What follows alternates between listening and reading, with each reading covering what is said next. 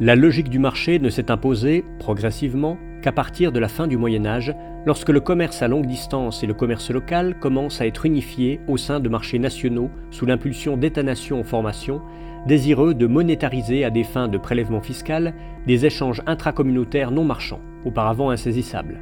Loin d'être un fait universel, le marché est donc un phénomène strictement localisé dans l'espace et dans le temps.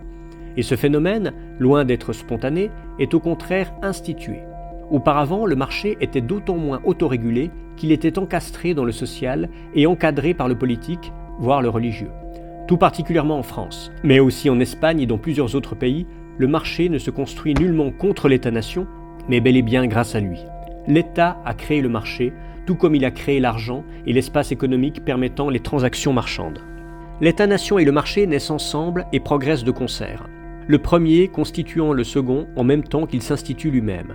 À tout le moins, écrit Alain Caillé, convient-il de ne pas considérer marché et État comme deux entités radicalement différentes et antagonistes, mais comme deux moments d'un même processus. Historiquement, c'est d'un même pas que s'édifient marchés nationaux et États-nations, et les uns ne vont pas sans les autres. Tous deux se développent en effet dans la même direction. Le marché amplifie le mouvement de l'État national qui, pour asseoir son autorité, n'aura de cesse de détruire méthodiquement toutes les formes de socialisation intermédiaire qui, dans le monde féodal, constituaient autant de structures organiques, clans familiaux, communautés villageoises, confréries, métiers, etc., relativement autonomes. La classe bourgeoise, et avec elle le libéralisme naissant, continue et aggrave cette atomisation de la société dans la mesure où l'émancipation de l'individu à laquelle elle aspire exige la destruction de toutes les formes non choisies de solidarité ou de dépendance qui représentent autant d'obstacles à l'extension du marché. La nouvelle forme de société qui émerge après la fin du Moyen-Âge va donc se construire peu à peu à partir de l'individu, de ses normes éthiques et politiques et de ses intérêts, brisant peu à peu la coïncidence des espaces politiques, économiques et juridiques, voire linguistiques, que l'ancienne société tendait à réaliser. Au XVIIe siècle, l'État et la société civile continuent pourtant à ne faire qu'un. L'expression « société civile » est encore synonyme de société politiquement organisée. La distinction s'opère à partir du XVIIIe siècle notamment avec Locke, qui redéfinit la société civile comme la sphère de la propriété et des échanges. L'État ou société politique étant voué désormais à assurer la protection des seuls intérêts économiques. Trouvant son point d'appui dans l'autonomisation de la sphère de la production et des échanges, et renvoyant au mode de construction de l'État moderne, caractérisé par la spécialisation des rôles et des fonctions, cette distinction conduit soit à la valorisation d'une société politique issue du contrat social, comme chez Locke, soit à l'exaltation d'une société civile fondée sur l'ajustement spontané des intérêts, comme chez Mandeville ou chez Smith. En s'autonomisant, la société civile ouvre en effet le champ au libre déploiement de la logique économique des intérêts. C'est le sens même de la révolution bourgeoise.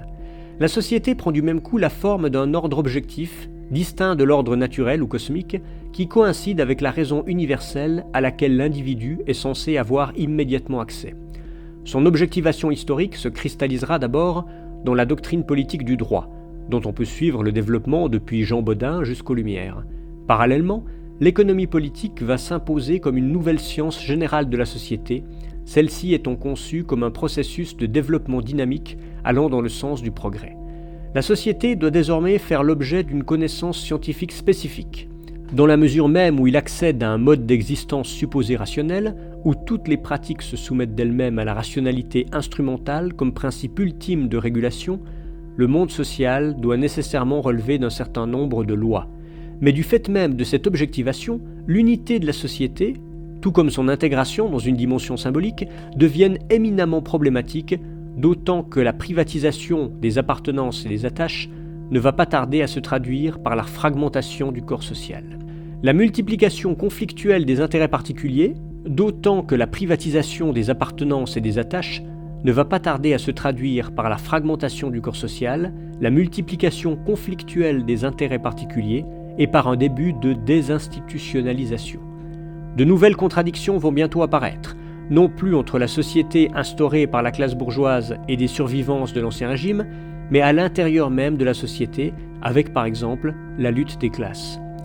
La distinction entre le public et le privé, l'État et la société civile, s'accentue encore au XIXe siècle, généralisant une aperception dichotomique et contradictoire de l'espace social. Le libéralisme, ayant étendu son pouvoir, promeut désormais une société civile assimilée à la seule sphère privée et dénonce l'influence hégémonique du secteur public, ce qui l'amène à plaider pour la fin du monopole étatique sur la satisfaction des besoins collectifs et pour l'extension des modes de régulation intrasociétaux de nature marchande. La société civile, se définissant de moins en moins par elle-même que par son opposition à l'État, comme représentation au contour flou de ce qui lui est théoriquement soustrait, apparaît comme un opérateur idéologique plus que comme une réalité précise. Dès la fin du XIXe siècle, cependant, des aménagements doivent être apportés à la logique purement économique de régulation et de reproduction de la société. Ces aménagements ne sont plus tant le résultat des résistances conservatrices que des contradictions internes de la nouvelle configuration sociale. La sociologie naît elle-même de la résistance que la société réelle oppose aux changements politiques et institutionnels, en marge de l'invocation d'un ordre naturel chez ceux qui dénoncent le caractère formel et artificiel du nouveau mode de régulation sociale. Chez les premiers sociologues, la montée de l'individualisme fait naître une double peur. Peur de l'anomie résultant de la désintégration du lien social chez un Durkheim, peur d'une foule formée d'individus atomisés, puis soudainement réunis en masse incontrôlable chez un Lebon ou un Gabriel Tarde, qui tendent l'un et l'autre à ramener l'analyse des faits sociaux à une psychologie ou à une sociologie des mœurs. La première trouvera surtout un écho chez les penseurs contre-révolutionnaires, la seconde sera principalement perceptible au sein d'une bourgeoisie soucieuse avant tout de se prémunir contre les classes dangereuses. Alors que le marché avait été porté et institué par l'État-nation, l'antagonisme entre le libéralisme et le secteur public ira dès lors grandissant. Les libéraux ne cesseront de tonner contre l'État-providence, sans réaliser que c'est l'extension même du marché qui a rendu inévitable des interventions étatiques toujours accrues.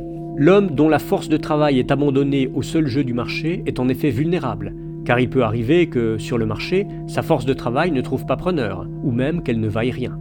L'individualisme moderne, à cette date, a déjà largement détruit les relations organiques de proximité, qui étaient avant tout des relations d'entraide et de solidarité réciproque, faisant disparaître du même coup les anciennes formes de protection sociale. S'il régule l'offre et la demande, le marché ne régule pas les relations sociales, mais au contraire les désorganise, ne serait-ce que parce qu'il ne tient pas compte de l'existence d'une demande non solvable. L'essor de l'État-providence devient alors une nécessité puisqu'il est le seul à pouvoir corriger les déséquilibres les plus criants, à pouvoir atténuer les détresses les plus évidentes. L'État-providence a été la réponse apportée à la montée de l'individualisme qui a progressivement ruiné les anciennes solidarités traditionnelles en cherchant à limiter l'insécurité sociale et à compenser certaines inégalités, au triple risque d'aggraver encore l'atomisation sociale, de transformer les allocataires en assistés et de se retrouver confrontés à un insoluble problème de financement. C'est la raison pour laquelle, comme l'a bien montré Karl Polanyi, chaque fois que le libéralisme a paru s'imposer, on a paradoxalement assisté à un surcroît d'interventions étatiques rendues nécessaires par les dégâts causés dans le tissu social par la logique du marché. À défaut d'une paix sociale relative par l'État-providence, observe Alain Caillé, l'ordre de marché aurait été balayé purement et simplement. C'est cette synergie du marché et de l'État qui a longtemps caractérisé le système fordiste. La protection sociale, conclut Polanyi, est l'accompagnement obligé du marché autorégulateur. Dans la mesure où ces interventions visent à compenser les effets destructeurs du marché, l'État-providence freine d'une certaine façon la marchandisation de la vie sociale. Cependant, il ne peut pas se substituer intégralement aux formes de protection communautaire qui se sont effondrées sous l'effet du développement industriel, de la montée de l'individualisme et de l'expansion du marché. Par rapport à ces anciennes formes de protection sociale, il présente en effet des caractéristiques qui sont autant de limitations des bénéfices qu'il peut apporter. Alors que les anciennes solidarités reposaient sur un échange de prestations mutuelles qui impliquait la responsabilité de tous, il pousse à la déresponsabilisation et transforme les sociétaires en assistés, le libéralisme ayant dès lors beau jeu de dénoncer la montée de l'assistanat. Alors que les anciennes solidarités s'inscrivaient dans un réseau de relations concrètes, il se présente comme une machinerie abstraite, anonyme et lointaine, dont on attend tout en pensant ne rien lui devoir. La substitution aux anciennes solidarités, immédiate, d'une solidarité impersonnelle, extérieure et opaque, est loin d'être satisfaisante. Elle est au contraire à la source de la crise actuelle de l'État-providence qui, de par sa nature même, semble vouée à ne pouvoir mettre en œuvre qu'une solidarité économiquement inefficace et financièrement de plus en plus ruineuse parce que sociologiquement inadaptée. Comme l'écrit Bernard Enjolras, dépasser la crise interne de l'État-providence suppose, en conséquence, de retrouver les conditions de production d'une solidarité de proximité qui sont aussi les conditions d'une refondation du lien économique afin de restaurer le synchronisme entre production de richesse et production du social. Cette lecture était extraite du livre « Contre le libéralisme » d'Alain de Benoît paru en 2019 aux éditions du Rocher.